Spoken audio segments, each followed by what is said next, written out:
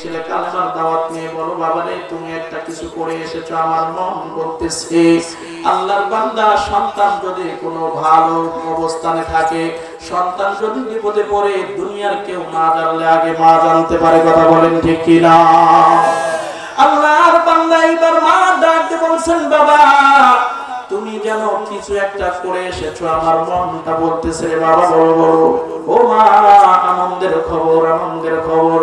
ভারতবর্ষে গিয়েছিলাম কালেমার দাওয়াত লইয়া একজন নয় দুইজন নয় 1000 নয় 2000 নয় 80,000 মানুষ আমার হাতে কালেমা পড়ে মুসলমান হয়ে গেছে বলুন সুবহানাল্লাহ আল্লাহর বান্দি ডাক দিয়ে এই কথা শুনে আল্লাহর বান্দি চোখের পানি ঝরঝর করে ছেড়ে দিয়ে কান্না শুরু করে দিলেন সন্তান মহিউদ্দিন চিশতি রাহমাতুল্লাহি আলাইহি মায়ের এই অবস্থা দেখে চমকে গেলেন আমি কি কোনোভাবে আমার মাকে মায়ের মনে কষ্ট দিলাম নাকি ও মা কেন কান্না করেন এটা তো আনন্দের খবর এটা তো ভালো খবর আমি তো মানুষগুলো জাহান্নামী মানুষগুলোকে জান্নাতের পথে উঠায় দিয়েছি ও মা আপনি কান্না করেন কেন জবাব চাই মা জননী ডাক দিয়ে বলেন হে বাবা তোমাকে আজকে আমি একটা প্রশ্ন করতে চাই এ বাবা নিঃসন্দেহে তুমি একজন আল্লাহর ওলি আমি মা বলে দিলাম একজন মানুষকে কালেমা পড়ে মুসলমান বানাইলে ব্যক্তির জন্য নাজাতের জরিয়া হয়ে যায় এ বাবা 1000 নয় 2000 নয় 80,000 মানুষ কালেমা পড়ে মুসলমান বানাইছে রে বাবা আমি জানি তুমি সফলতার শীর্ষে অবস্থান করছো তবে তোমার কাছে আমি প্রশ্ন করতে চাই এ বাবা জবাব দাও সফলতার শীর্ষে তুমি আরোহণ করেছো বলো যে সিঁড়ি বেয়ে বেয়ে তুমি সফলতার সিঁড়িতে আরোহণ করেছো বাবা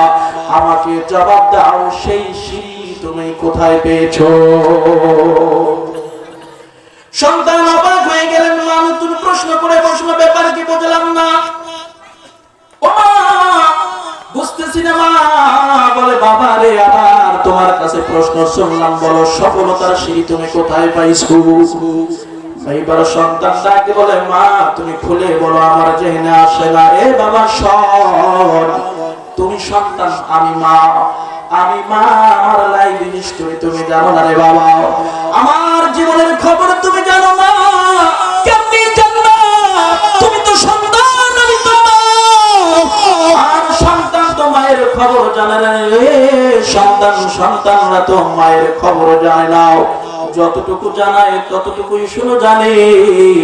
এ বাবারে কোনদিন আমার লাইফ স্টোরি তোমাকে বলি নাই আজকে একটু বলবো তুমি সেই সফলতার সিঁড়ি কোথা থেকে আবিষ্কার করেছো তুমি বলে প্রশ্নের উত্তর পেয়ে যাইবা এ বাবা শোন সোজা কথা বলে দিলাম ওই সফলতার সিঁড়ি সেটার জন্য যে সিঁড়ি বেয়ে উঠতে হয় সেই সিঁড়িকে মানতে হলে তোমার মাকে আগে মানতে হয় এ বাবা তুমি জানো না আমার খবর এ বাবা শোন তোমাকে আমি বলতে চাই জীবনে বলি না আজকে বলবো রে বাবা শোন রে বাবা যে সিঁড়ি বেয়ে উঠেছো তুমি কি আমার খবর জানো আমার 10 বছর বয়সে যখন আমার উপরে পর্দা ফরজ করে দেয় আল্লাহ পাক সেই দিন থেকে আজ পর্যন্ত কোনো বেগানা পুরুষ আমার চেহারা একটাবারের জন্য দেখতে পায় নাই বলুন আল্লাহু আকবার ও মা কথাগুলো আপনার জন্য মিলাইতে হয় চিন্তা ভাবনা করতে হয় অনুধাবন করতে হয় মা তুমি তোমার প্রিয় মা হাফেজ কোরআনের মা আপনি তো মা তার সন্তান জন্ম দিয়েছে আপনি সন্তান জন্ম দিয়েছেন মনে রাখবেন বাবা মা সন্তান জন্ম দেওয়া বড় কথা নয় কুকুর তো একাধিক সন্তান দিতে পারে একটু খেয়াল কর মা কুকুররাও তো রাস্তার ধারে ধারে একাধিক সন্তান জন্ম দিতে পারে সন্তান জন্ম দেওয়া সফলতা নয় সন্তানগুলোকে সন্তানের মতো মানুষ বানানোই হলো সফলতা কথা বলেন ঠিক কিনা সন্তান জন্ম দেওয়ার মধ্যে যদি সফলতা থাকতো তাহলে কুকুর আগে সফলতা অর্জন করতো কথা কয় না আমার কথা বুঝলেন সন্তান জন্ম দেওয়ার মধ্যে সফলতা থাকলে কুকুর আগে সফলতা অর্জন করবে কারণ প্রত্যেকটা বছর একাধিক সন্তান দেয় কুকুররা, কথা বলেন ঠিক কিনা? 4টা 5টা 8টা 10টা পর্যন্ত কুকুর সন্তান বাচ্চা দেয়। বাচ্চা দেওয়ার মধ্যে সফলতা নয়, এই বাচ্চাগুলোকে সোনার বাচ্চা বানানোই হলো সফলতা, কথা বলেন ঠিক কিনা? সম্মানিত হাজিরিন, মা ডাকে বলে বাবা রে একটু কান পেতে কথাগুলো শোনো। এটাই খবর, শুধু তাই নয়,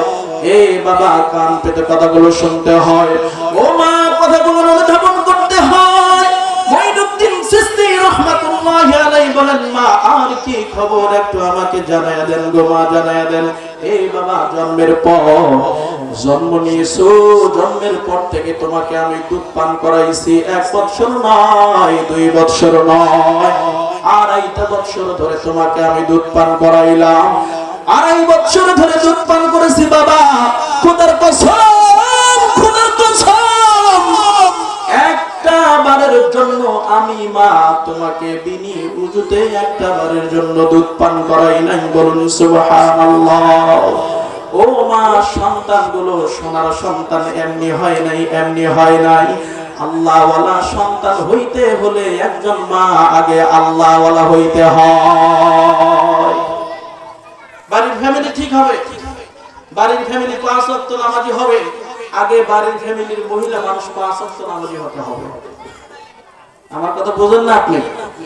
যে ফ্যামিলিতে মেয়ে মানুষ 5 ওয়াক্ত নামাজি হয়, ওই ফ্যামিলিতে অধিকাংশ ম্যাক্সিমাম মানুষ নামাজি হয়। মানতে বাধ্য।